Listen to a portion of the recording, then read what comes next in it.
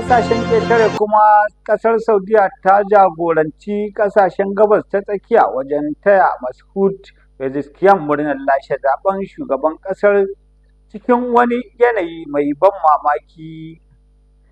Sarki Salman na Saudiyya ne ya bayyana fatansa na ci gaba da samun bunƙasar dangantaka da ke tsakanin ƙasashen biyu.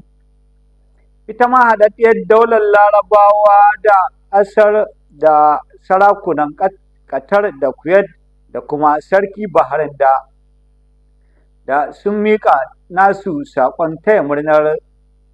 Ƙungiyar Tarayyar Turai ta ce a shirye take ta yi hulɗa da sabuwar gwamnatin bisa manufar EU.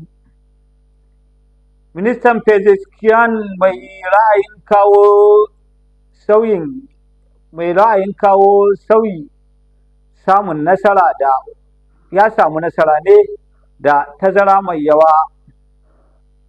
Sabon shugaban, wanda likitan zuciya ne, ya yi yaƙin neman zaɓe a kan alƙawarurrukan sauƙaƙa takunkumin ƙasar da sauƙaƙa dokoki da aka sanya kan rayuwar jama'a da kuma rage ƙarfin hukumar Hizba.